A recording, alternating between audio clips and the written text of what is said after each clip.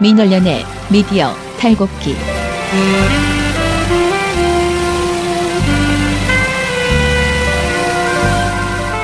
민원련의 미디어 탈곡기 86화 시작하겠습니다. 네, 오늘 정말 기념비적인 날입니다. 왜요? 제가 86학번이고 우리 나은씨가 86년생이고 우리 오늘 큰 파티 한번 그대로 지나갈 수 없습니다. 이런 날이 날이면 날마다 오는 게 아닙니다. 그럼요. 이정희 PD도 뭔가 있을 거야. 86년에 좋았던 일이. 굉장히 중요한 일이 있었을 겁니다. 부정하려 하지 마세요. 기억이 없어요. 저는. 기억만 못할 뿐입니다. 아무튼 우리 오늘 점심에 뭔가 파티를 한번 해봅시다. 네. 자, 소개. 저는 민원연의 김원경 사무처장이고요. 미디어 탈곡기의 이장입니다. 네, 저는 부녀회장 배나한 활동가입니다. 네. 저희 또 오늘 아직도 휴가 중인 이봉 씨를 아직도 휴가 중이라뇨? 아직도 휴가 중인 강조. 혹시 화나신 건 아니죠? 아니요. 아유 정말 아무튼 그런 지금 그런 휴가를 보내고 오늘도 아마 열심히 뭔가를 하고 있을 겁니다. 네. 사실은 어제 이제 제가 엄청난 큰 실수를 했습니다. 그래가지고 어제 품격 시대를 원래 나가기로 했는데 못했어요. 시간을 완전히 잘못 알고 저한테 온 문자 제가 어설프게 본 거예요. 근데 제가 도착했어야 될 시간에 저는 출발을 한 거예요. 어제 나가려고 한 이유가 사실은 이 삼성 문자 때문에 장충기 사장 문자 때문이었거든요. 그래서 이제 그것 때문에 막 자료를 찾았잖아요. 나가기 전에. 보도량이 어떤가를 엄청 어제 체크를 했어요. 근데 정말 충격적으로 보도가 하나도 없었어요, 어제. 그러니까 어제 일단 나은 씨부터 얘기해 보세요. 그러니까 어제 오전에 신문에는 없었죠. 네, 신문 일단 지면에는 하나도 없고 한겨레 같은 경우에는 요 시사인 보도 그 문자가 아니라 자사에서 단독 취재한 다른 내용의 그런 문자 내용 보도가 두 건이 있었어요. 네. 그래서 그거에 대한 보도가 사실상 아닌 거죠. 네. 그러니까 이제 종이신문은 그렇고요. 전면. 그다음에 방송 보도 같은 경우에도 JTBC에는 없었고요. 그다음에 이제 포털이랑 네이버 다음에 특히 포털은 지금 기사 배열 이력이 올라가잖아요. 그래서 실시간으로 메인 화면을 다 체크를 하는 걸 1시간 간격으로 다 찾아봤어요. 그랬는데 하나도 올라간 게 없어요. 메인에 올라간 게 하나도 없어요. 그러면 이제 우리가 기사가 과연 없었는가? 그렇진 않을 거 아니에요. 그래서 또 이제 다 찾아봤어요. 네이버에서 검색을 했어요. 그랬더니 뜨긴 떴는데요. 이 흥미진진한 이 사안의 그 중요성에 비해서 보도한 게 네이버에서 다 합쳐보니까 20개 정도밖에 없었고요.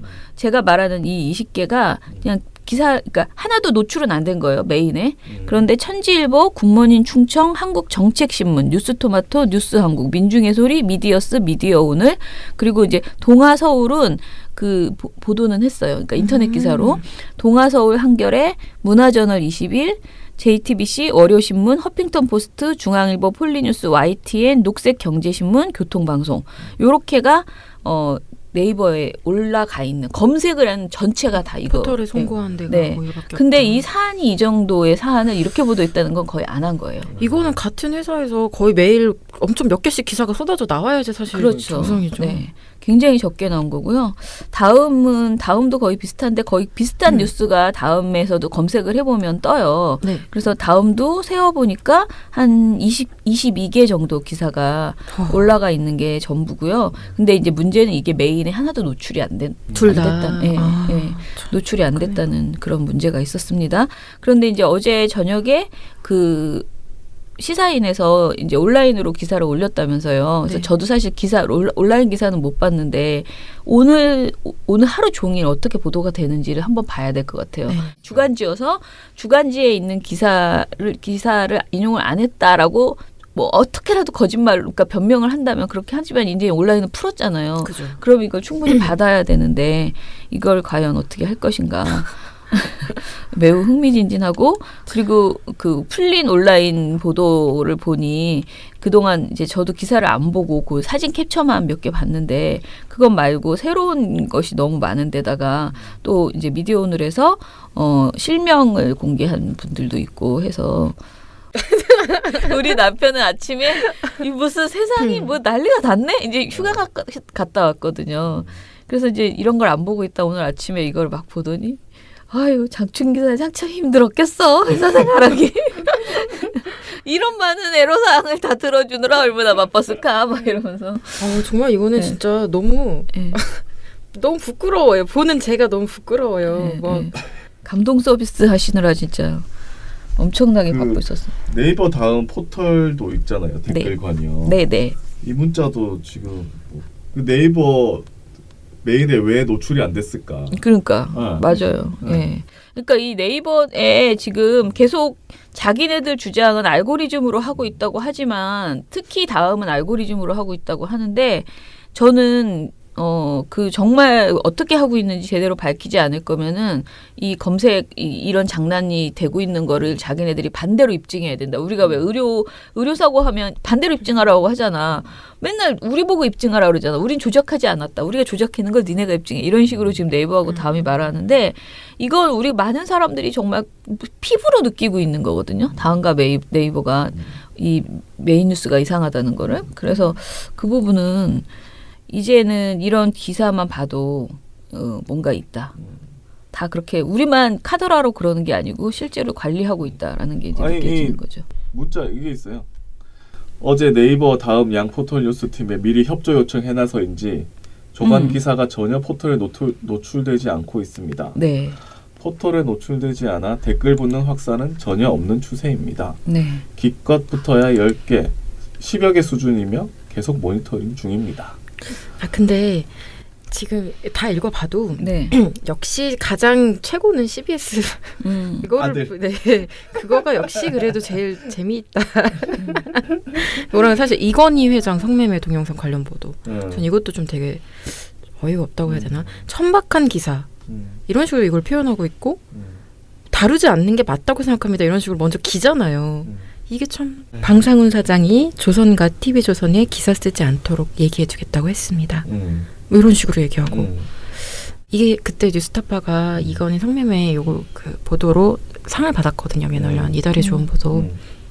그때 상 받으러 와서 이제 얘기를 하면서 이런저런 고충 얘기할 때 받지 않는 것에 대한 그 얘기를 하셨어요. 다른 매체들이. 단독을 하고 특종을 했는데 받지 않을 거 예상하고 물론 하긴 했지만 받지 않고 너무 이제 완전 침묵으로 대응했던 건데 그게 의심만 하고 있는 상황에서 이게 이렇게 문자를 자기들끼리 주고받았다는 게 참. 거기다가 네이버 다음까지 노출 안 시켜주고 다들 가지가지 하신다. 네, 다들 너무 다 구구절절해가지고 그 뭐지 최경환 부총리하고 메르스 관련 협의 부총리님 제가 전화드려도 되겠습니까? 메르스 관련 의논 드리고 싶습니다. 장충기 드림 이런 거는 사실 그때 삼성서울병원에 관련돼서 그 삼성병원이 잘못해서 이제 메르스 사태가 사실은 이게 확산됐다는 그런 게 너무 보도에서도 제대로 안 나오고 논의를 했다는 것 자체가 이 사람만 했겠냐고요. 장충기의 문자만 공개돼서 이렇지 아마 난리가 났을 겁니다. 삼성 전체가 이걸로 난리를 쳤을 거예요. 그래서 제가 어제 보도를 거기 질문지가 있었어요. 이제 아마 제가 안 가서 다른 분들이 잘 하셨겠지만 품격시대 저도 보진 않았는데 품격시대에서 준 질문지가 있었는데 그 질문지에 이제 삼성이 왜 이러나 뭐 여태까지 어떻게 했나 뭐 이런 것들에 대해서 막 묻는 그런 질문들이 있었는데 제가 이걸 내가 어떻게 알아 왜 이러는지 뭐. 그러면서 이제 제가 생각했던 것들만 일단 얘기를 했는데 이제 이거를 문제를 해결하려면 여러 가지 문제 해결 방법이 있겠죠. 그런데 일단은 삼성이 돈 가지고 어찌됐든 언론을 좌지우지하는 그런 상황이잖아요. 근데 광고 자체는 합법적으로 하는 것이기 때문에 광고는 어쩔 수 없다 치고 이제 광고국과 그 보도국이 완전히 분리돼서 보도국의 자율성을 완전히 주고 보도국에 만약에 영향을 미치려고 하면 그거는 진짜 법적으로 제재를 가해야 되는 그 지금 그런 게 방송법에는 있지만 신문에는 없어요. 그러니까 신문은 사실은 그냥 경계가 없죠. 네, 경계가 전혀 없는 거예요. 그러니까 그런 일상이 그냥 벌어지는 거고 그래서 이제 우리가 그나마 할 수 있는 것은 방송법을 가지고 근데 방송도 영향을 미치고 있는 건 사실이거든요. 그래서 방송에서라도 광고가 그 편성에 영향을 미치지 않도록 편성과 특히 보도에 그런 이야기를 하고 있고 근데 광고 그냥 일상적인 광고가 아니고요. 더 문제는 협찬이에요.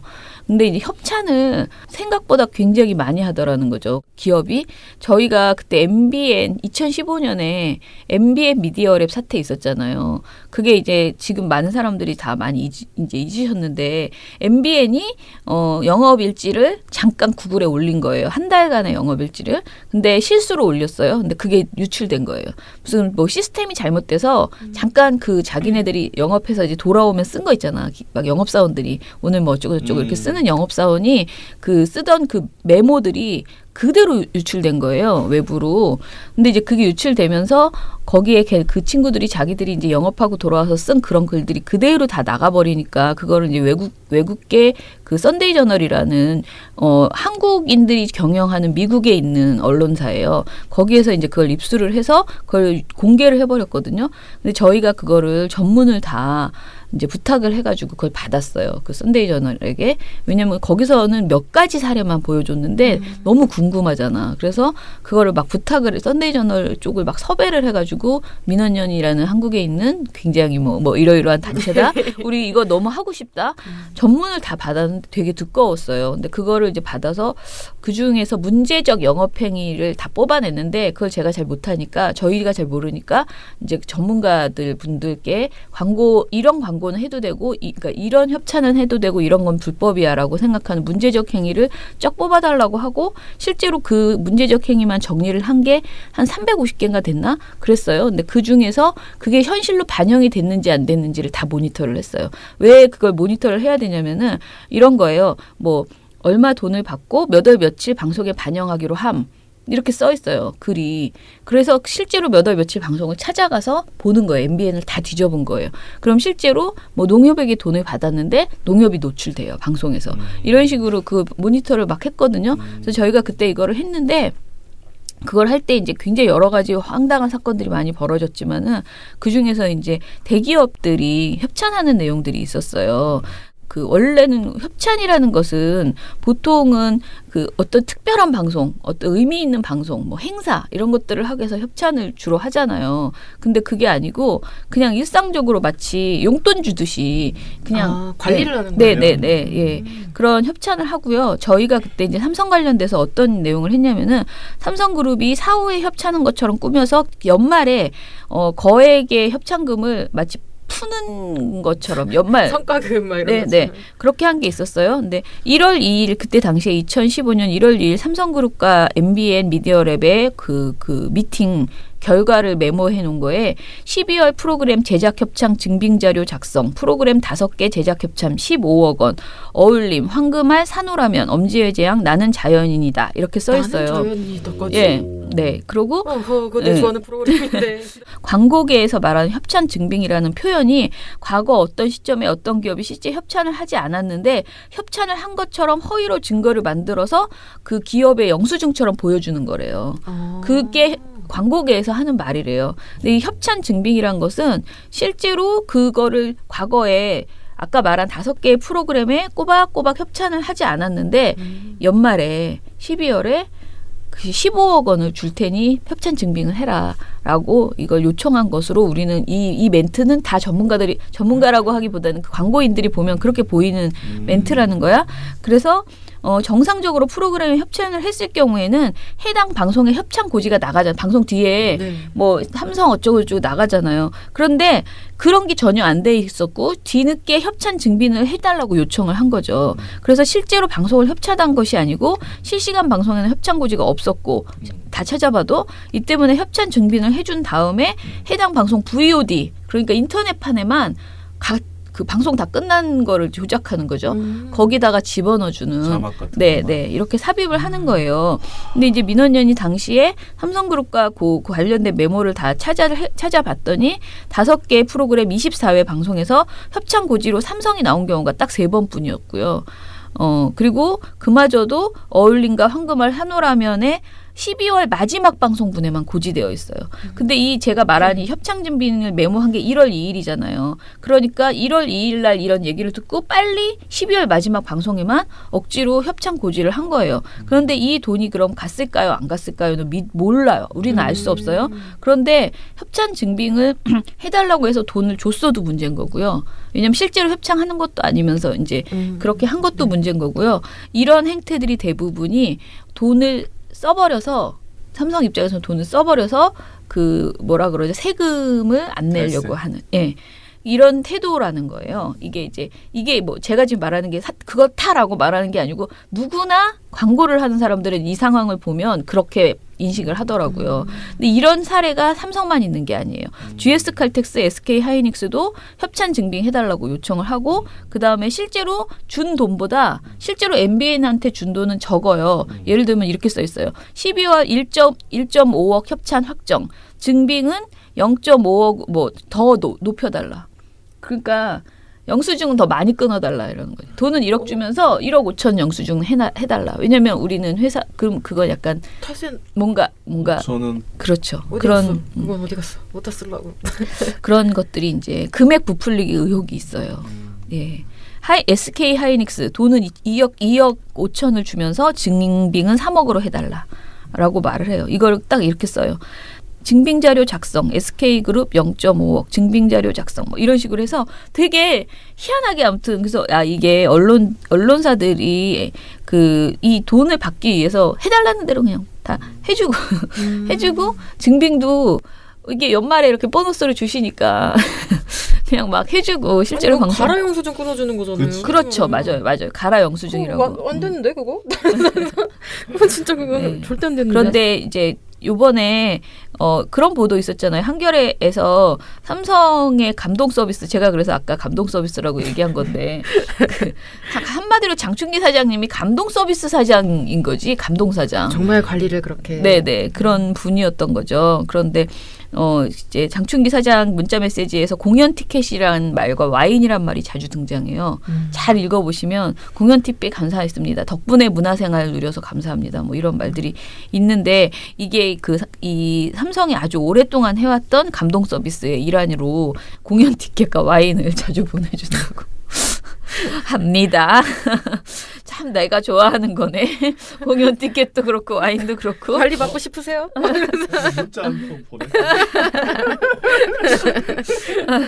근데 보도 한겨레 신문 보도에 의하면 장충기 사장이 공연 티켓을 선물한 대상이 현직 의원뿐만 아니라 대학 총장, 교수, 언론인 등으로 다양했고 오케스트라 티켓 등을 선물 받은 이들이 대부분 세심한 배려에 감사한다. 수준 높은 공연 관람할 기회를 줘서 고맙다라는 그런 문자를 장 사장에게 보냈고요. 예, 그리고 와인도 굉장히 여러 번 이렇게 했나 봐요. 회사 돈으로 약간 호의를 베푸는 직업을 가지고 있었네요. 저도 그런 직업을 가지고 싶네요. 남의 돈으로 다른 사람들한테 좋은 일 해주는 자선 베풀기. 그러니까 한겨레 서영지 기자는 이런 말을 썼더라고요. 이런 장충기 사장의 감동 로비는 2007년 김용철 변호사의 폭로를 떠올리게 한다. 당시에 2007년에 김 변호사가 삼성을 생각한다라는 책에서 이건희 전 회장은 영향력 있는 공무원에게 뇌물 주는 일을 섭외라고 불렀는데 결혼 기념일, 아이들 생일 등을 꼼꼼히 챙기고 꽃과 와인을 보내는 등 로비 대상에게 감동 서비스를 하도록 직접 지시했다.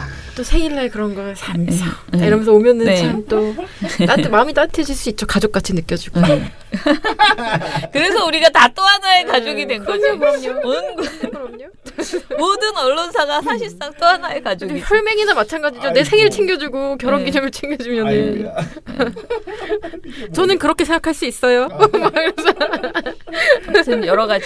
그래서 저희가 이게 지금은 아닌데 지금 사실 제가 어제 이제 저희 그 사무처에 얘기를 했었는데 우리가 이번 일을 계기로 해서 우리가 무엇을 해야 될 것인가. 욕은 할 수 있지만 욕이 끝났어요, 이제. 그럼 무엇을 해야 될 것인가를 이제 얘기를 하잖아요. 근데 일단은 방송에서 협찬 관련된 법을 저희가 하려고 했던 것이 내놨던 것이 있는데 우리가 낸 건 아니고요. 최민희 의원이 지난 국회의원 당시에 냈던 아주 좋은 협찬 관련 방송법 개정안이 있어요. 근데 그게 하나도 진행이 안 되고 끝나버렸어요. 근데 그거를 우리가 다시 잘 이제 그 점검해서 그때는 워낙 안 되는 시기였다 보니까 좀 보수적으로 만든 법이지만 그거를 좀 더 우리가 잘 정리를 해서 입법 청원을 해야 되는 거 아닌가. 협찬이 지금 굉장히 웃기는 게요. 우리 방송법이 협찬을 해도 되고 안 해도 되고 고지도요. 협찬 고지도 해도 되고 안 해도 되고 되게 애매한 부분이 너무 많아요.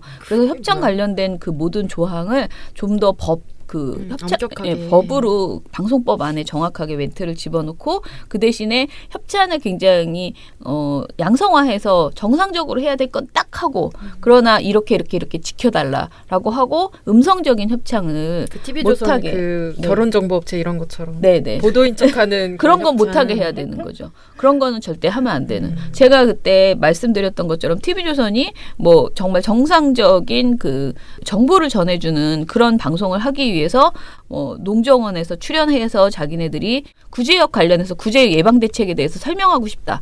근데 농정원이 그거 설명을 하기 위해서 TV조선에 협조 요청을 했더니 1,000만 원을 협찬해라. 그래서 1,000만 원을 내고 5분 동안 출연해서 그 농정원 직원이 설명을 한단 말이에요. 그러니까 이게 완전히 보도를 다 팔아먹는 거잖아. 모든 보도의 출연자를.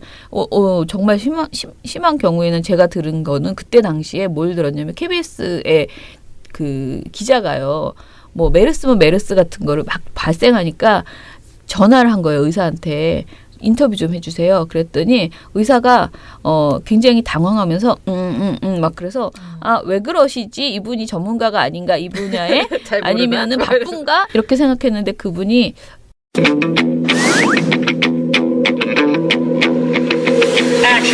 저 얼마 드려야 되나요? 그랬다는 거예요. 그러니까 대박. 의사들한테 방송국에서 전화를 해서 당신 출연해 이렇게 말하면 돈을 달라는 걸로 듣는 거예요. 연예인 섭외하는 것처럼. 의사가. 의사 본인이 내가 돈을 내야 방송에 나갈 수 있다고 생각하는 자기를 거예요. 광고하는 약간 그런 자리라고 생각하는 그렇죠. 거예요. 그러니까 지금 쇼닥터 문제가 워낙 심각했었잖아요. 맞아요. 근데 그런 식으로 지금 모든 방송의 모든 내용들이 팔아먹고 있고 이 돈으로 하는 장난질이 엄청나다는. 그래서 KBS 기자가 굉장히 놀랬대요. 그러니까 종편이나 매체들이 많아지면서 방송에 나오는 그 의사들이 많아졌잖아요. 근데 이게 자기는 그냥 다 순수한 마음을 해서 출연했나 보다 생각했는데 그 기자는 그렇게 생각했는데 얼마나 이게 문화가 심하면 나는 그냥 뉴스에 나가는 인터뷰 한마디 해달라고 그랬는데 내가 얼마를 당신한테 줘야 그걸 하나요? 이렇게 물어본다는 게 굉장히 충격이었다는 거예요. 아니요. 방송국에서 인터뷰료를 줘야지. 원래는. 원래는 그렇잖아요. 이게 뭐야. 무슨 말씀이시지? 기자가 왜 이런 대응을 하시지? 이렇게 생각할 정도로 혼탁하네요. 혼탁해. 네. 그래서 아무튼 민원연이 이제 다른 일도 정말 할 일이 너무 많아. 너무 많은데 일단 KM 정상화부터 빨리 우리 올해 내로 빨리 해결하고 저는 내년에는 다른 일을 할 수가 없어요. 내년에는 반드시 그 KM과 MBN 지금 MBN이 또 우리가 11월에 그 재승인이기 때문에요. KM과 MBN 대응 정말 제대로 하고요. 그리고 아시다시피 TV조선이 올해까지의 그 결과를 가지고 심의 결과나 여러 가지 가지고 내년에 또 이제 한번 그 검사 재승인 제어가 그 재승인에 대한 그걸 받잖아요. 심사를. 그러니까 그것도 우리가 잘 대응해야 되고요. 그거 많은데 정말 MBN과 이 TV조선을 날릴 수 있는 최고의 거리는 사실은 이런 협찬이나 돈 가지고 하는 부분인 거예요. 돈장난. 예. 그래서 이런 부분을 우리가 잘 조사도 하고 그리고 제보도 좀 정말 받고 법도 바꿔놔야 되는 그런 이런 걸 이 문재인 정부 때 해야 되는 거죠. 그러니까 언론들이 돈 가지고 그 장난치지 못하는 정상적인 최소한 저는 다른 건 몰라도 최소한 보도, 시사 쪽은 이렇게 돈이 들어오지 못하게 완전히 차단하고 그걸 어겼을 땐 정말 엄중한 처벌을 받아야지만 된다. 기자들이 이렇게 영업하고 다니고 이런 식으로 이게 다 기자잖아요. 그러니까 기자나 그러니까 보도 쪽 이런 쪽이죠. 네, 이런 행태는 정말 금지해야 된다 싶습니다. 언론들이 이명박근혜 아바타입니까? 실망입니다. 4차 산업혁명은 이미 우리 곁에 와 있습니다. 민원연은 4차 산업시대를 맞아 언론에 미래만 보고 가겠습니다. 우리나라의 기울어진 언론 지형을 바로잡을 단체 누굽니까? 민원연의 미디어 달곡기. I see skies of blue.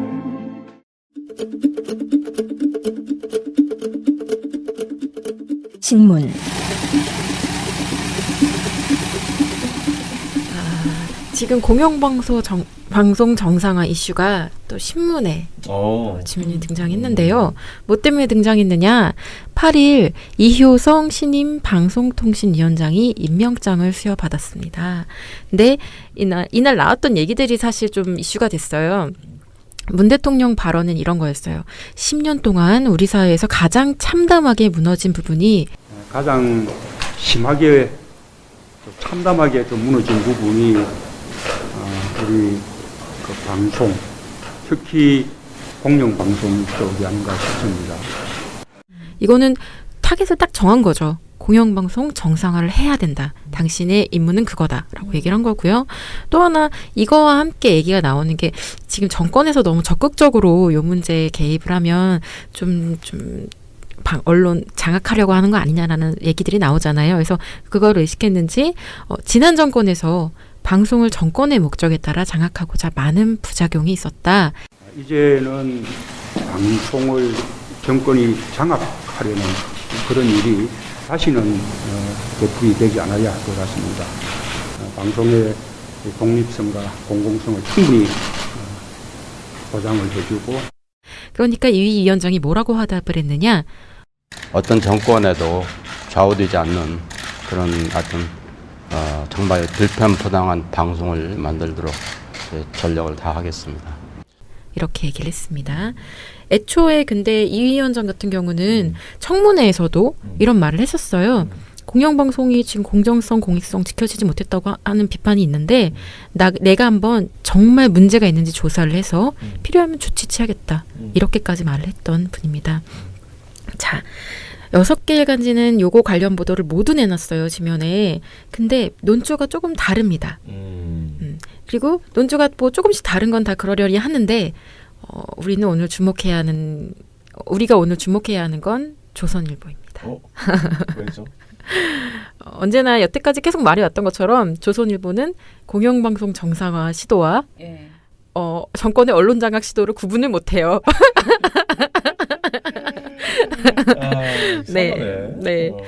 관련 보도를 2건 내놨습니다. 하나는 기사고 하나는 사설인데요. 첫 번째 그냥 일반 기사 같은 경우는 제목이 이겁니다. 문 대통령 공영방송 참담이 무너져 방송 장악 다시는 안 돼. 이렇게 써 있고요. 그 옆에 야당 언론 탄압했던 좌파 정권 10년에 대해 먼저 사과하라.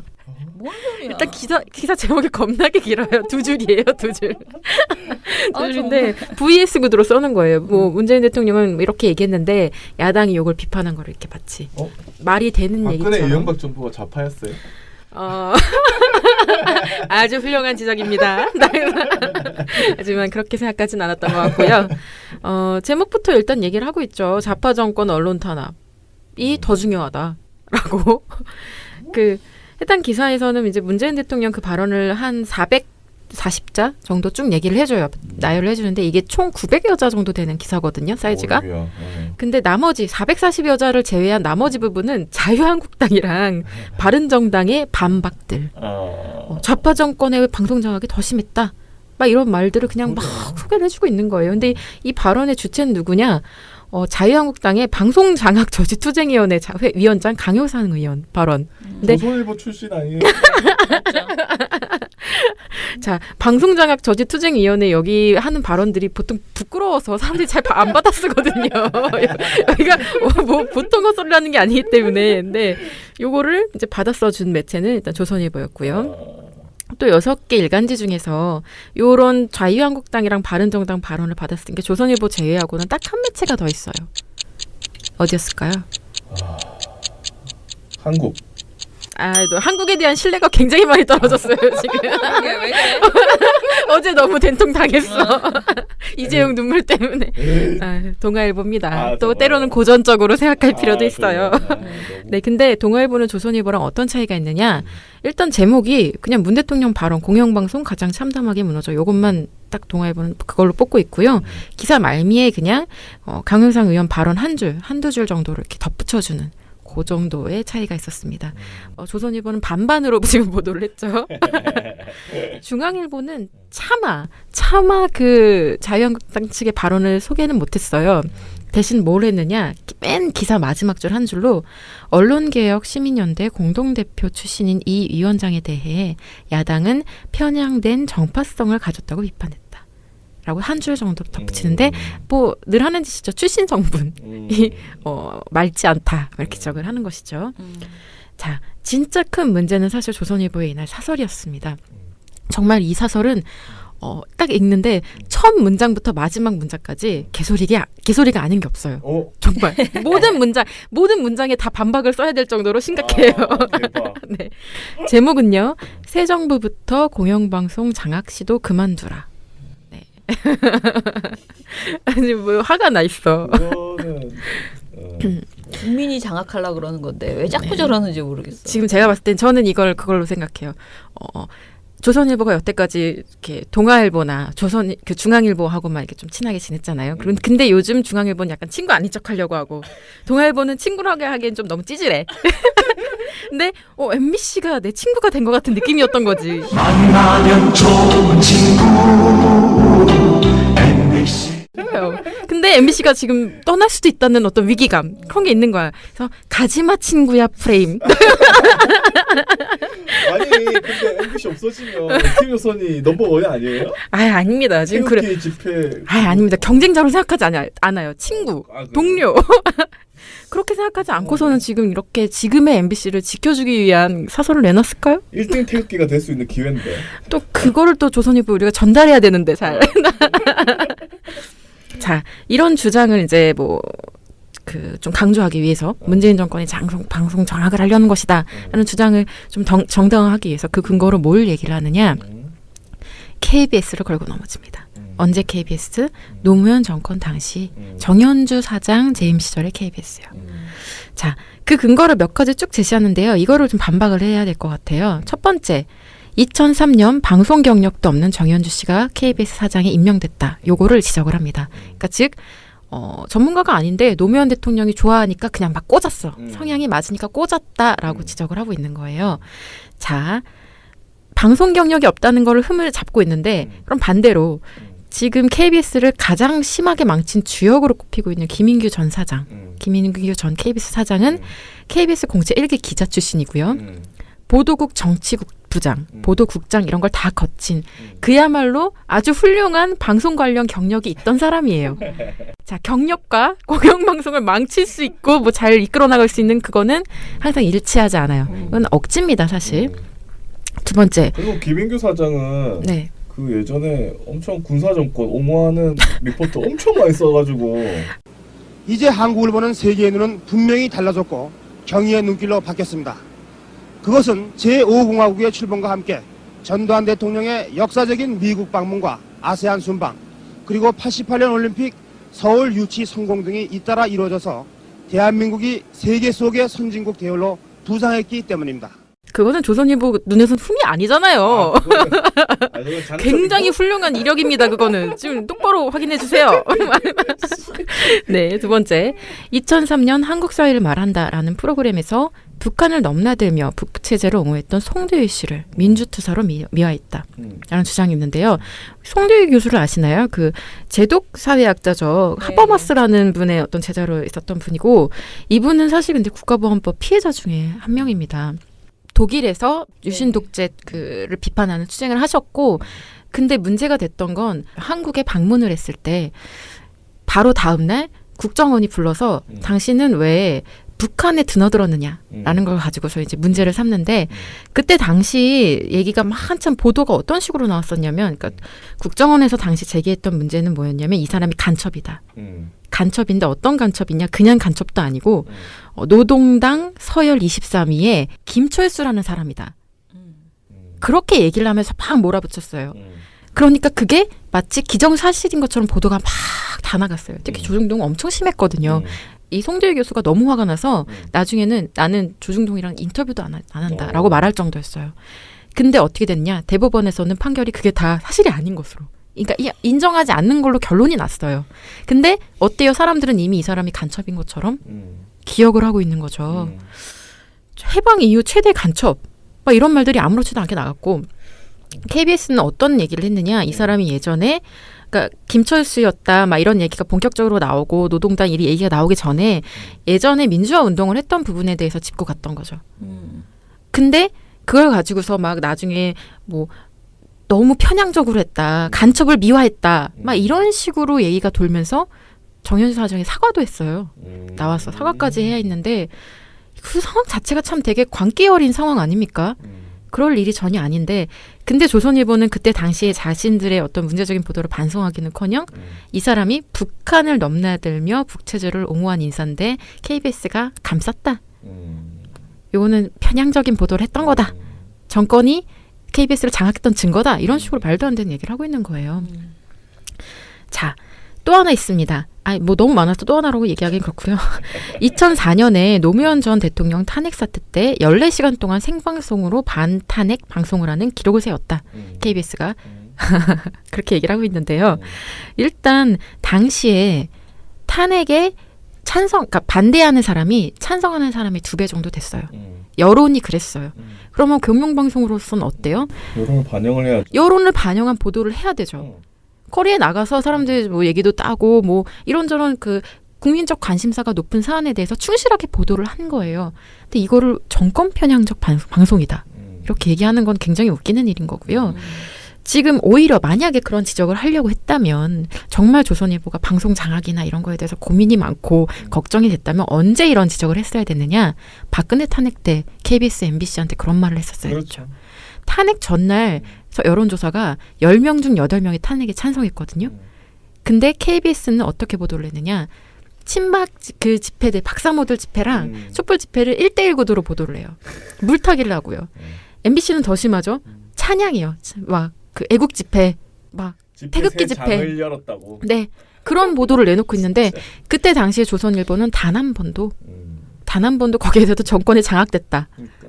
그런 표현을 사용하지 않았습니다. 또 하나 있습니다. 북한 군가의 멜로디를 배경음악으로 쓰기도 했다. 네. 이 시절에. 사실관계를 확인하면 그건 맞아요. 뭐였냐면은 2004년 KBS 미디어 포커스의 배경음악으로 북한 군가 그 적기가가 사용이 돼요. 근데 이게 어떻게 된 거냐 나중에 확인을 해보니까 이 프로그램의 그 일부 프로그램 그 내용을 외주를 줬던 거예요. 근데 외주 제작사에서 음향을 담당하는 배경음악을 담당하는 전담자가 그냥 뭐 군가 막 행진곡 막 이런 걸 검색하다가 어떤 노래를 들었는데 몰라. 그게 뭐 우리 적기가 뭔지 모르잖아요. 몰라요. 듣고서 그걸 쓴 거야 배경음악에. 이거는 무지와 어떤 시스템적인 어떤 허술함으로 인해서 발생한 사고죠. 왜냐하면 그 이후로 전후로 해서 비슷한 사고가 계속 재발하지 않았거든요. 그러면 이거는 뭐 일베 그 SBS 일베 이미지 사용 이런 것처럼 의심할 만한 사안이 아니고 그냥 방송 사고예요 일종의. 근데 이걸 가지고서 무슨 KBS가 장악당했기 때문에 당시 좌파 정권에 장악당했기 때문에 이런 사고가 났다라고 얘기를 하는 건데 그 논리대로 똑같이 얘기를 하면요. 박근혜 정권 때 우리 그 군함행진가가 MBC에서 나왔죠. 진짜 사나이 거기 프로그램에서. 그리고 JTBC는 기미가요도 틀었죠. 그럼 뭐야? 일본에. 친일 반민족 정권의 영향을 받아서 그렇게 한 거야. 얘네는. 그렇게 말해도 되는 거예요. 근데 그건 아니잖아요. 사실 그냥 방송 사고입니다. 자, 2006년에 KBS 직원을 상대로 한 조사 결과 응답자 중 82%가 정 전 사장의 연임에 반대했다. 이것도 비판의 근거 중 하나인데요. 어제 그 인터뷰에서도 잠깐 나왔지만 이게 개혁 의제, 그러니까 내부 개혁 의제를 가지고서 갑론을박이 있었던 것이지 진짜 뭐 고대영처럼 언론 적폐이기 때문에 몰아내자 이런 상황은 전혀 아니었어요. 근데 이거를 마치 같은 상황인 것처럼 그 맥락을 다 지워버리고 이렇게 얘기하는 건 뻥이다, 거짓말이다 이렇게 얘기할 수 있습니다. 보도를 뭐 어떻게 하라 이런 거 많이 그런 게 아니었잖아요. 네, 전혀 달랐고 MBC에 대해서 조선일보가 몇 마디 더 써놓긴 했는데 이건 너무 어접해요. MBC 사장에는 언론노조 위원장 출신이 임명되었다. 이거랑요. 이명박 정부로 바뀐 직후 벌어진 광우병 파동은 전 정권에 장악됐던 MBC의 반발이라는 해석도 있다. 뭐 이런 게 있는데요. 이건 뭐 그냥 헛소리죠. 뭐 아무 대꾸하고 싶지조차 않네요. 네. 이렇게 됩니다. 소리라고 있어. 네, 이러면서 사설이 어떤 식으로 얘기를 끌고 나가느냐. 지금 KBS 사장하고 MBC 사장 그리고 이 사장의 중도 사퇴를 요구하는 목소리가 크잖아요. 그리고 그거를 민주당 측에서도 요구를 하고 있고요. 근데 이게 문재인 정부가 공영방송을 제 입맛에 맞게 장악하게 하려고 하고 있는 증거다. 왜냐하면 정현주 사장이 임기 도중 해임됐을 때 민주당이 비판했었거든. 네. 근데 지금은 왜 달라졌냐라고 얘기를 하는데 다시 말씀드리지만 상황이 전혀 다르죠. 비교할 걸 비교해야지 이런. 네, 이건 내로남불이 아니라 정상적인 행동인 것이고요.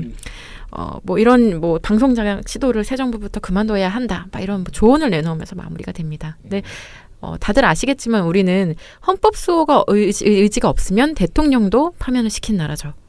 그러면 공영방송을 어떤 수호할 의지가 없는 KBS 사장이나 MBC 사장, 이 사장이라면 임기를 보장해야 될 이유가 없는 거죠. 내쫓아야 됩니다. 그리고 다들 아시겠지만 제작 그 자율성 침해실 때 계속 나오고 있잖아요. 블랙리스트, 보도 지침, 부당 정보 이런 것들이 나오고 있는데 이 상황에서 여기에 대해서 그냥 이 사람들을 계속 임기까지 쓰자라고 얘기하는 거는 어떤 말이냐? 공영방송 정상화하지 말자라는 주장이 어떤 다른 표현이라는 거죠. 사실 정말 백보 양보해서 조선일보는 이런 헛소리를 쓸 수 있어요. 쓰면 물론 안 되지만 쓸 수 있는데 그렇다고 쳐요. 근데 조선일보급의 어떤 그런 보도, 말도 안 되는 보도가 공영방송에 나온다? 그건 있을 수 없는 일이잖아요. 그러니까 친구를 이렇게 자꾸 늘리려고 하지 말고 이제는 끝내라. 관계를 끝내라. 그냥 너네가 원톱이 되라. 그렇게 말씀드리고 싶습니다. 네. 예, 참. 이 공영방송 얘기하니까 갑자기 나온 건데 어제 정말 제가 그 페이스북에도 말했지만 MBC의 반응이 너무 재밌지 않나요? 꼬리 자르기 반응하면서 그 문건을 작성한 사람을 찾아냈다, 징계하겠다, 막 이런 식으로 찾아냈다. 네, 그런 식으로 얘기하고 있고 그리고 오늘 이제 또 MBC 보도, MBC의 엠빅스인가 그런 거 있잖아요. 엠빅비디오라는 MBC 뉴스미디어 제작, 그러니까 뉴미디어 뉴스국이 제작하는 영상 뉴스가 있는데 여기에 어찌됐든 MBC 거예요. MBC 뉴스에 사상 초유의 언론사 블랙리스트라는 제목의 그 블랙리스트 관련된 보도가 올라왔어요. MBC 건데 MBC에서 만든 뉴스예요. 그런데 5분 19초짜리 그래서 이번 사태를 정리한 보도가 올라왔어요. 대박. 이거는 약간 MBC 안에 분열이 생긴다는 의미거든요. 그냥 MBC 안에 그냥 이런 거 보도하겠다라고 하는 기자들의 그런 용기가 생긴 거예요. 이건 MBC 그 페북 계정이나 이런 데도 올라오나요? 네네. 예. 그런 뉴스. 엠빅 뉴스라고 해서. 예. 언론노조 MBC 본부가 공개한 MBC판 블랙리스트 문건입니다. 카메라 기자 성향 분석표. 기자들을 4개 등급으로 분류했습니다. 심장이 벌렁벌렁 거렸을 때 뭐였냐면 그 문건에 그런 표현이 있었어요. 격리, 차별. 이게 동료로 본 건가? 보도국 격리가 필요하다. 아, 그때 내가 그래서 인사를 당한 거구나. 이틀 만에. 힘들어하니까 갑자기 이제 와이프가 아침에 안 되겠다고 나랑 같이 정신과 치료를 받으러 가자 그래서 간부가 아닌 형사원이라고 스스로를 설명한 K씨는 이 문건을 언론노조에서 탈퇴한 뒤 새로 만든 노조에 함께 참여한 선배 2명에게만 보여줬다고 주장했습니다. 언론노조 중에 비겁한 행동을 보이는 이들을 구분하고 싶어서 문건을 작성했으며 4년이 지난 지금 블랙리스트를 만들었다는 식으로 이야기하는 상황이 어이없다고 주장했습니다. 그게 개인이 했으면 개인이 2013년에 4년치를 다 예언한 거죠. 4년치 얘는 이렇게 될 거다. 얘는 이렇게 될 거다라는 걸 한 명도 빼놓지 않고 전부 다 예상해가지고 맞췄다는 건데 말이 안 됩니다. 현재 K씨는 물론 당시 보도국의 인사를 담당했던 김장겸 사장, 박용찬 논설실장에게 개별 입장을 듣고자 했으나 모두 휴가 등의 이유로 답변을 듣지 못했습니다. 그러니까 지금 MBC 그 카메라 기자들이 그 블랙리스트 당사자들이 지금 일단 제작 거부에 들어갔고 여러 가지 일들이 이제 진행되고 있잖아요. 고소인가요? 고발도 했고 검찰에. 그런데 이런 상황에서 마구 흔들리는 느낌이 MBC 안에 있다라는 좋은 조짐이다라고 생각을 합니다. 어제 예, 그렇죠. 네, 좋은 조짐이라고 생각하고 내일 우리 그 MBC 앞에서 벌어지는 돌마고 촛불 그러니까 붉은 파티가 좀 정말 많이 오셔서 지금 이 상황에 대한 국민들이 얼마나 규탄하고 있는지를 볼 수 있게 느낄 수 있게 해줬으면 좋겠다라는 생각이 들어요. 굉장히 아무튼 큰 변화들이 지금 사사삭 벌어지고 있는. 벌어지고 있습니다. 짱구를 지금 굴리고 있는 거지. 어떻게 해야 하나. 이대로 그냥 버틴다고 될 것 같지 않다라는 생각을 분명히 지금. 왜냐하면 그런 성명이 나왔다는 것 자체가 굉장히 낯선. 저는 어제 빵 터졌어요. 어제 여태까지는 그냥 계속 무시하거나. 네네. 그냥 비공식 라인으로 사실과 다르다. 네네. 예. 블랙리스트 관련 회사 성명을 제가 읽어드리면 얼마나 웃기는지. 특정 문건에 대한 철저한 조사로 엄중한 조처를 내리겠습니다. 이게 제목이에요. 전국 언론노조 MBC 본부가 공개했던 카메라 기자 성향 분석표 등 2건의 문서에 대해 회사와 보도본부 간부 그 누구도 본 적이 없는 정체불명의 문건이라고 밝힌 바 있습니다. 회사와 보도본부가 언론노조에 대해 작성자와 입수 경위, 문건의 활용 방식을 밝히라고 촉구한 이후 특정 문건에 대한 작성자가 나타났습니다. 언론노조가 아닌 다른 노조의 카메라 기자입니다. 특정인이 작성한 이 문건은 구성원 내부의 화합을 해치고 직장 질서를 문란시킨 중대한 행위입니다. 회사는 그동안 내부 화합과 사기 진작, 경쟁력 제고를 위해 내부의 편가르기와 구성원 간의 상호 비방, 매도에 대해서는 엄정하게 대처해왔습니다. 이번 사안에 대해서도 엄중하게 대처하기로 했습니다. 먼저 특정 문건과 관련해 조속한 시일 내에 영상기자회를 포함해 전사 차원의 진상조사위원회를 구성해 공정하고 철저하게 조사하도록 하겠습니다. 충성해봤자 소용없어. 이거 뭐 네가 죽어라 이거 아니야. 내 꼬리는 자르겠다. 그렇지. 너가 가라. 뭔가 지금 네가 가야 한다. 하와이 갔다 와라 지금 그러고 있는 거지. 과연 혼자 죽을까요? 죽지 마세요. 혼자 죽지 마세요. 그러니까, 이거는 길동무가 필요합니다. 우리 같이 껴안고 같이 가는 거야. 일단은 선례가 있습니다. 우리 김신희 보도국장님 있죠? KBS 보도국장님 기란영 사장의 협박을 받은 이후에 폭로했던 보도국장님처럼 수사가 될 수 있어요. 네네. 얘가 시켜서 했으니까 나는 죄가 없어요. 이렇게 하면 돼. 그래요. 그런 꼬리 자르기가 필요합니다. 요건 머리 자르기. 머리 자르기. 그런 함부로 하는 말에 아니지. 그런 참수를 연상시키는 극단적인 말씀을 하시면 큰일 납니다. 예. 그때도 발언을. 네. 아무튼 MBC의 변화가 흥미진진합니다. 예, 우리가 좀 더 힘을 실어주어야 될 때 밀어붙여야 돼요. 진짜 확 밀어붙여서 조선일보 저런 햇소리를 더 이상 하지 못하도록. 그리고 우리는 조선일보 기사를 보면서 사실 행복했어요 어제. 이 이슈를 한 번 더. 이제 우리가 뭐 좀 하나보다 조선일보가 이런 반응을 보이네. 왜냐면 우리가 하는 게 정말 시시하면 절대 사설 쓰지 않습니다. 그런데 뭔가 무시하겠죠. 이제 뭔가 우리가 이제 뭐 할 것 같으니까 마음이 상하나 보네. 대응을 해주시네. 이거 좀 약간 행복회로 돌리는 거 아닙니까? 아무튼 그런 생각을 했습니다. 원의 충성 진실 눈 감아 어이가 없어 더 이상 못 참아. 공영방송으로서 언론의 자유와 공공성 회복이 시급하다 촉구하고 싶고요. 또 해직 기자들의 복직 즉각 이루어져야 된다 촉구하고 싶고.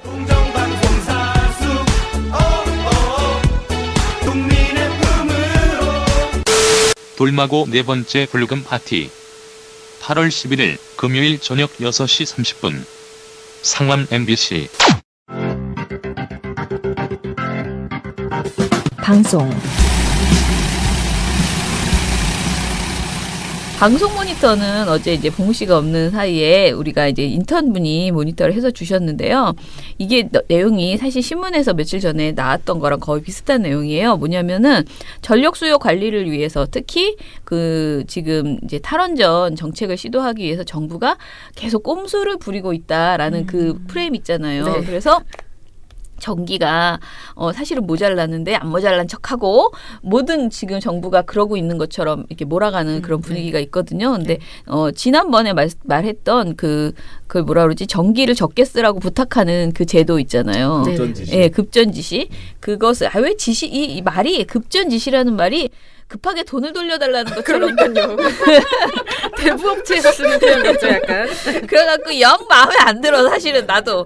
아무튼 그래서 여러분들 자꾸 그렇게 저처럼 이렇게 무식한 반응 보이지 마시고 급전 지시란 것은 전기를 좀 적게 써달라고 요청하는 것이고, 네. 근데 이 요청도 나 좋자고 요청하는 게 아닌 윈윈의 전략이라는 거죠. 네. 미리 신청한 사람들에게 부탁하는 거고요. 그러니까 나에게 급전 지시를 좀 요청해줘라고 미리. 네가 말하면 나 들어줄 수도 있어. 네. 미리 다 협조 요청을 해서 자기가 신청한 사람, 적극적으로 신청한 그런 기업한테만 급전 지시를 하는 것이고요.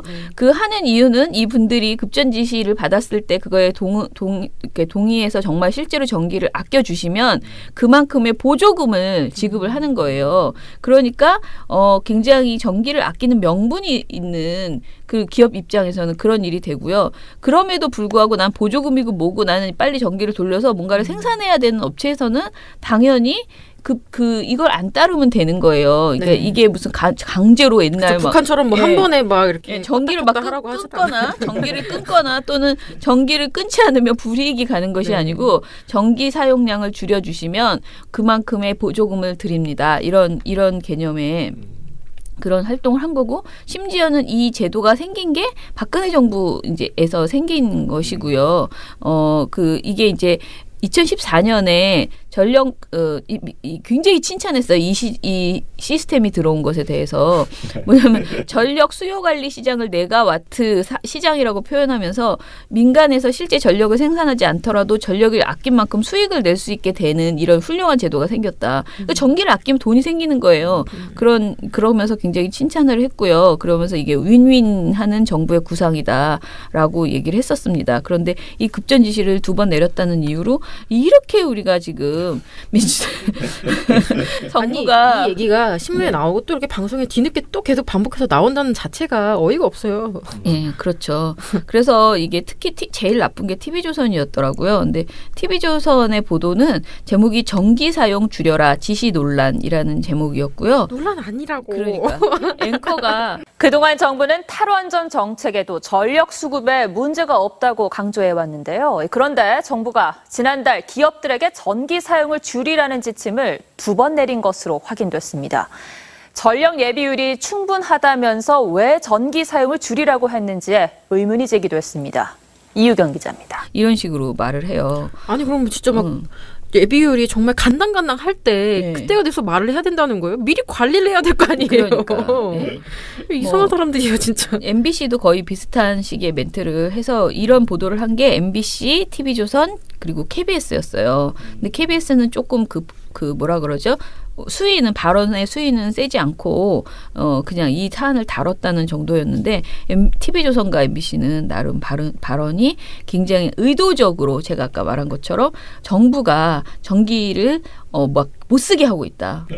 이런 식의 이야기들을 해 나갔더라고요. 그래서 이게 다 말도 안 되는 소리다. 여러분들이 혹시 이 급전 지시에 대해서 얘기를 들으면 오해하지 마시고 좋은 제도다.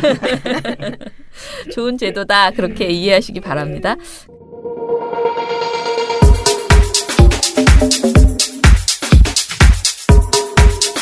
종편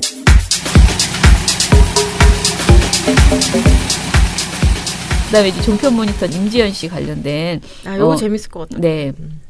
일단 아시다시피 방송심의 규정부터 얘기를 할게요. 방송심의 규정에는 공적 책임이라는 규정이 있는데 이게 방송은 국민이 필요로 하고 관심을 갖는 내용을 다룸으로써 공적 매체로서의 본분을 다하여야 한다라는 게 있고요. 그리고 방송은 사회적으로 유익한 정보를 제공하고 국민 문화 생활의 질을 높이는 데 이바지하여야 된다. 이렇게 좋은 제도가 있었습니까? 그런데 이것을 우리가 전혀 지키지 않는 믿겨지지 않네요. 그다음에 이제 제일 중요한 우리가 가장 많이 종편이 어기고 있다고 생각하는 객관성 조항. 방송은 사실을 정확하고 객관적인 방법으로 다루어야 하며 불명확한 내용을 사실인 것으로 방송하여 시청자를 혼동하게 하여서는 아니 된다라는 조항이 있습니다. 자, 이 세 조항을 미리 생각하시고 들어보셔야 됩니다. 이 아이템이 정말 이렇게 공적 매체가 다룰 만한 아이템이었는가, 사회적으로 유익한 정보였는가, 국민 문화생활의 질을 높이고 있는가, 그리고 정확한 내용인가, 이거를 이렇게 생각해 보면 진짜 아니더라. 그러면 뭐 방송국 몇 개는 없어져야 돼요. 그렇죠. 사실은 그렇죠. 일단은 우리가 그리고 제가 미리 또 전제 조건으로 제가 보고서 말하기 전에 이거를 추가하라고 했는데 임지연 씨가 누구인가? 임지연 씨가 왜 이렇게 유명해졌는가? 이것은 다 종편 때문이라는 거죠. 그렇죠. 예, 작년 12월에 TV조선 모란봉 클럽에 출연해서 큰 인기를 끌었고요. 올해 초에는 대한민국 남성과 탈북 여성의 가상 연애를 소재로 하는 프로그램인 TV조선의 남남북녀의 얼굴을 비치기 시작을 했습니다. 두 곳에서 다 나름 인기 있는 거의 이제 뭐 연예인급으로 돼서 팬클럽도 있고 팬클럽도 있고 팬클럽도 있어요. 네네.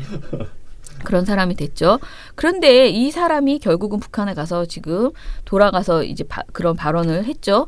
임지연 씨가 남조선은 자신이 생각했던 그런 곳이 아니었다라고 했고 방송 출연 당시에 그 자신이 힘들었다라는 얘기도 했습니다. 이런저런 이야기들을 하면서 이것이 사안이 제가 종편이라면 양심에 많이 안 다룰 것 같아. 왜냐면 부끄럽잖아. 그죠. 우리가 키운 스타인데. 그 사람이 만약에 간첩이었어도 네. 종편은 간첩을 그렇게 키우기 위해서 놀아난 거고 네네. 간첩이 아니었다면 이건 정말 너무 끔찍한 일인 거죠. 그렇죠. 그런데 너무 신나서 열심히 팔아먹고 있는 거예요. 그러니까 특히 게다가 뭐냐면 자신들이 명예훼손에 걸릴 일이 없다라고 생각하는, 왜냐면 북한에 갔잖아 그분이. 그러니까 아무 말이나 해도 입증할 수가 없어. 그러니까 막 진짜 카더라 아무 말 대잔치를 하고 있는 이런 방송이었습니다. 자, 하나하나 이제 들어볼게요. 그러면은 채널A 가장 큰 거는 뭐냐면 음란 방송을 했다라고, 임지연 씨가 음란 방송을 했다라고 얘기를 계속 하는데요. 채널A의 신문 이야기 돌직구 쇼에 7월 17일입니다. 우리가 이분이 도대체 정체성이 무엇인가 매우 걱정하는 김지혜 변호사께서 여당 추천인지 야당 추천인지 참 모르겠다. 어느 쪽에서 봐도 엑스맨이다라고 티오만 잡아먹어가지고 김지혜 변호사가 이렇게 말합니다. 음란 방송으로 한 달에 한 700만 원 정도를 벌어서 그중 300만 원은 북으로 보내고 400만 원을 가지고 본인은 풍족한 생활을 누렸다. 뭐 이런 보도가 있었죠. 그런데 그 보도의 그 주인공인 음란 방송을 한 그 북한 여성이 혹시 저 전혜성 씨가 아닌가라는 의혹이 제기되고 있습니다. 그렇군요. 아직 사실 확인은 안 됐습니다만. 예. 네티즌들이 이제 얼굴을 비교해 보니까 너무 닮았다. 예. 이렇게 말을 합니다. 그랬더니 김진 진행자가 아직 사실은 확인이 안 됐습니다마는 이라고 그럼 거기서 멈춰야지. 네. 그렇게 말을 합니다. 아침엔 매일경제에서 7월 18일 김형호 진행자가 또 이런 말을 합니다. 과거에 중국에서 이른바 인터넷 음란 방송을 한 그런 장면, 영상이 한국에서 유포가 됐고 최근에 그래서 방송에서 하차했고 그래서 더 이상 한국에서 활동을 할 수 없기 때문에 북한으로 자진해서 입국한 것이다. 또는 이제 방송 하차로 인해서 경제적인 어떤 생활고에 시달리다 보니까 자진 입국한 것이다. 이런 주장이 하나 있는 거고 이 신문에도 나옵니다마는 라고 말을 하거든요. 아니 근데 주장이라는 표현을 붙이면 아무 말이나 다 해도 됩니까? 그러니까 그런 거죠. 예. MBN의 뉴스앤이슈 7월 27일에도 그 2004년에 탈북한 송지영 북한 전 아나운서가 출연을 했는데요. 이 사람이 그 포주가 남편인지 아니면 남편이 있고 남편이 있는 상태에서도 돈을 벌기 위해서 남편이 그런 곳을 알선해 주는 경우도 있다. 간혹 그런 경우가 있다. 그러니까 이제 돈을 받기 위해서 여기에 한국에 와서도 중국에 갔을 때도 돈을 벌기 위해서 비행기 값도 뽑기 위해서 그런 성인물을 가끔 찍었던 것 같다라고 설명을 해요. 근데 이 모든 것이 사실이 아닙니다. 정확하게 말하면 경찰은 지난달에 정보통신망 이용 촉진 및 정보보호에 관한 법률로 인해서 그 입건했던 탈북 여성 A 씨, 그러니까 그때 우리가 말한 야방북녀라고 동아일보가 했던 그 탈북 여성 A 씨는 현재 한국에 있으며 임 씨와 동일 인물이 아니라고 분명히 밝혔습니다. 결국 종편이 임 씨에 대해서 말한 것은 전부 사실이 아닌 것으로. 예, 이런 보도가 있다는 이유로, 그러니까 예를 들면 이래요. 어디 막 굉장히 그 공신력이 떨어지는 매체에서 카더라성 보도를 내요. 그러면 그 보도를 가지고 와서 이런 보도가 있습니다라고 방송에서 말해도 되는가? 그러니까 굉장히 신빙성 없는 보도가 나왔다는 이유 하나만으로 이런 일이 있었다고 하는데요. 이런 정보가 보도가 되는데 의혹이 제기되고 있습니다.라고 말해서 방송에서 보도하면은 결국은 이걸 듣는 사람들이 예를 김지혜 변호사가 말한 이 내용을 사람들이 과연 의혹으로만 생각할 것인가? 저는 음란방송으로 700을 벌었고 300은 북에 보내고 400을 가지고 풍족한 생활을 했다. 그런 자다라고 이미 각인이 돼버린다라는 거죠. 사람들한테. 그렇죠. 예, 그래서 이거는 굉장히 문제적인 발언이었다라고 생각하고요. 그다음에 이제 이분이 임지연 씨가 간첩이다라는 그런 말들이 MBN에서 나왔었죠. MBN이 아니고 매일경제에서 처음에 이제 했었죠. 그러고 나서 이거를 MBN에서 굉장히 여러 차례 받았습니다.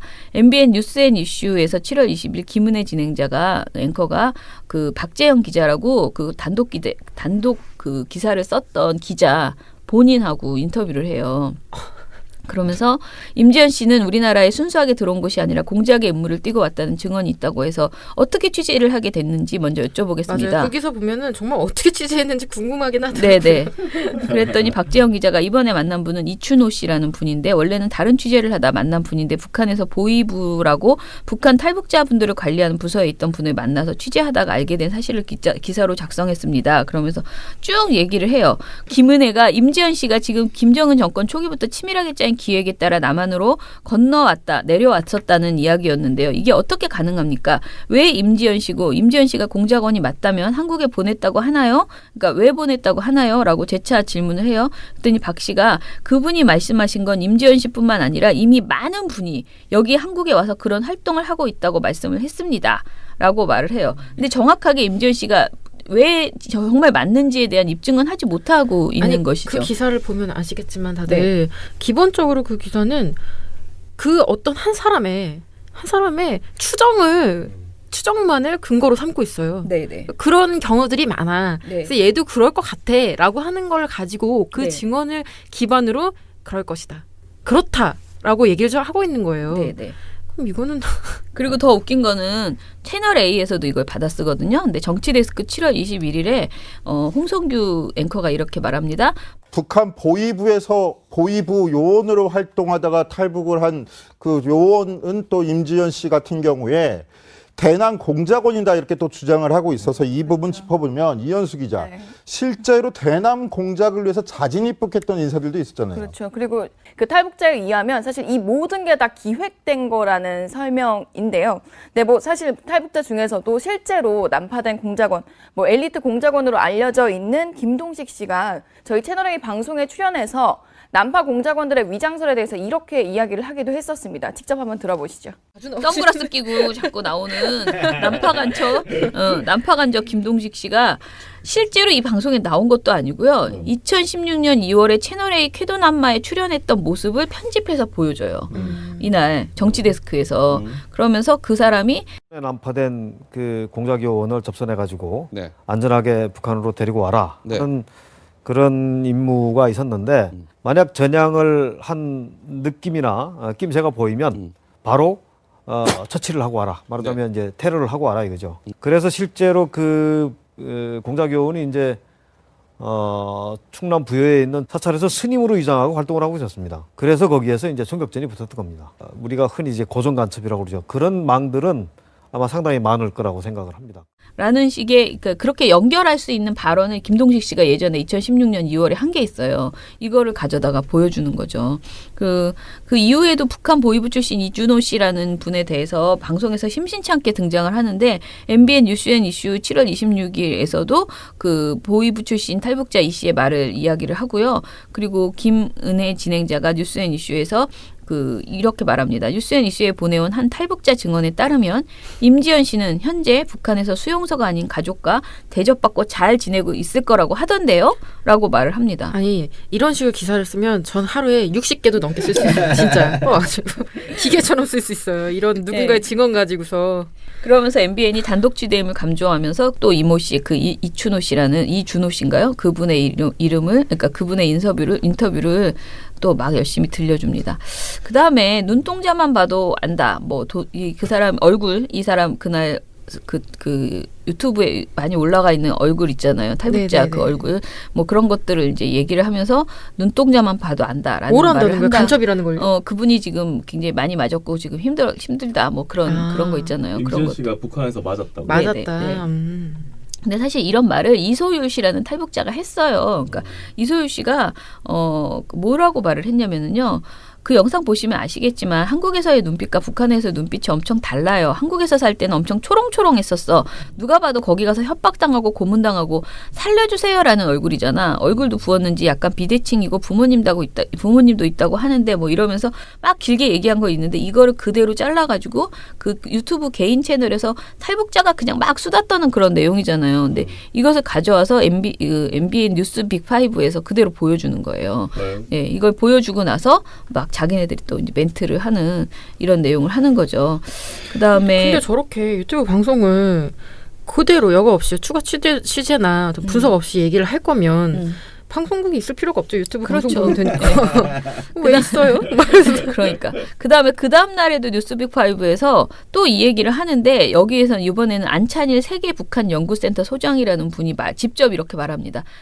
지금 저 얼굴을 본 탈북 여성들은 저 여자가 가서 고문을 받았다. 고문을 받다 보니까 그 고문이라는 게 때리거나 이게 물고문하는 고문이 아니고 잠안 재우면서 고문하는 겁니다. 그래서 뼈만 남아가지고 저 여자 얼굴에 보톡스를 북한이 놔주고 기자회견장에 끌어냈다. 이렇게 지금 탈북녀들은 저 여성을 바라보면서 일구동성으로 말하고 있습니다. 그런 거 보면은 아직 강연을 다니고 영웅 대접 받을 만큼 그런 시간적 공간이 없었고 어쨌든 기자회견을 하는 걸 보면 저도 저 여성과 대화를 나눠봤지만 평소에 이렇게 급하게 좀 말을 급하게 합니다. 그러나 이번 기자회견은 원고를 아주 달달 외웠는지 라고 말을 해요.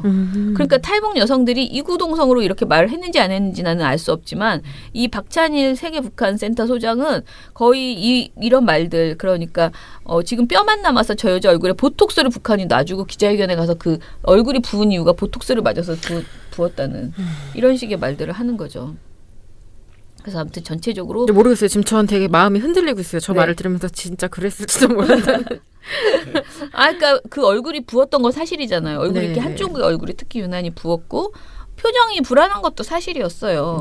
그런데 이런 것들을 다 그냥 우리가 이렇게 막 아무렇게나 수다 떠는 맞은 거 아닐까? 한 거 아닐까? 이런 것들을 방송에서 그냥 마구잡이로 이제 떠들면서 이제 말을 하는 게 그게 더 문제인 거고요. 그다음에 임지연 씨가 모란봉 클럽에 나와서 이야기하는 눈동자와 북한에 지금 가서 하던 눈동자는 분명히 다르다. 이 눈동자 얘기를 굉장히 여러 차례 합니다. 눈동자를 보면 임 씨가 뭔가 이렇게 뭐라 그러지 다른 말을 하고 있다 눈으로 말하는 내용과 눈의 그 메시지가 다르다. 그거를 이제 얘기를 하는 거죠. 그런 것들을 쭉 얘기를 하고요. 그 다음에 제가 어제 말씀드린 것처럼 보도량이 장난이 아니라는 정말 많습니다. 7월 17일부터 8월 2일까지의 보도를 봤을 때 특히 MBN이 무섭게 많은데요. 동그라미가 가장 많은 것은 보니까 뉴스앤이슈 김은혜 진행자가 하는 이게 그러니까 거의 7월 17일에서 8월 1일 중에서 하루 건너 하루씩 거의 계속했고요. 하루 건너 하루도 아니고 거의 매일 했어요. 그래서 제일 많이 한 곳이 MBN이었고요. 그 다음이 채널A였고 역시 우리 TV조선은 양심에 찔렸던 것이야. 왜냐하면 TV조선이 키웠잖아요. 특히 모란봉 클럽과 남남북녀. 그래서 TV조선은 3사 중에서는 제일 조금 했더라. 조금이라도 하긴 했네요. 하긴 했습니다. 그래도 많이 했어요. 저희는 이것만으로도 충분히 많다. 그래서 이 소재가 이렇게까지 그러니까 정확하게 뭘 밝혀졌을 때 해도 충분할 내용을 가지고 그렇다고 이 사람의 뭐 인권 뭐 문제를 걱정하는 것도 아니고 사실상 그냥 잡담에서 어떤 소재로 삼고 있는 건데. 그리고 이제 제가 어제 종편 모니터 하시는 분들한테 급하게 막 부탁을 해서 우리 그 장충기 사장 문자라든가 또는 그 저기 삼성 그 법원 앞에서 막 반올림 박사모들한테 봉변당한 그것이 혹시 보도가 종편에서 나왔냐 했더니 그런 굉장히 당황스러운 표정을 지으면서 그런 것이 종편에 나오기를 기대하는 제가 참으로 어리석으십니다. 처장님 정말 감 떨어지셨군요. 그런 표정으로 1도 모르시는군요. 전혀 없었다는 보고를 받았습니다. 그런 건 안 하면서 이 임지연 씨에 대해서 너무 많이 한 거 해도 너무 많이 했더라고요.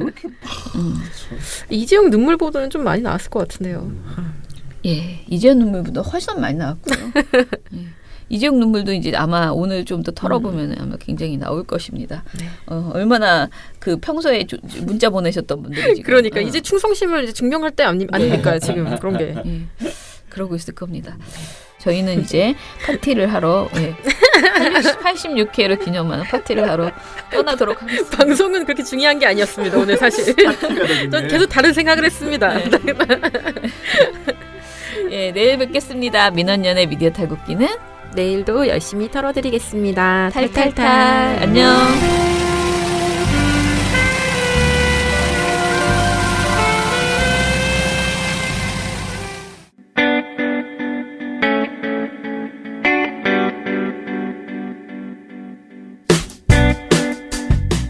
안녕하세요. 민원연의 이봉우 활동가입니다. 우리나라에서 언론의 문제는 민주주의의 문제입니다. 독재와 부패 기득권을 대변하는 언론들은 아직도 살아있습니다. 민주주의의 문제는 곧 우리 삶의 문제입니다. 사주의 입장을 반영한 권력의 욕심을 투영한 언론, 이들을 감시하려면 전문성과 꾸준함 그리고 투명함이 기초되어야 합니다. 민원연은 1984년부터 시민단체로서 언론을 감시해오고 있습니다. 민주언론 시민연합은 여러분의 소중한 후원으로 투명하게 운영됩니다. 민원연 후원으로 언론을 감시하고 견제하는 활동에 힘을 보태주세요. 민주언론 시민연합은 여러분의 소중한 후원으로 투명하게 운영됩니다. 회원 가입 및 후원 문의 전화번호는 서울 전화 02-392-0181입니다.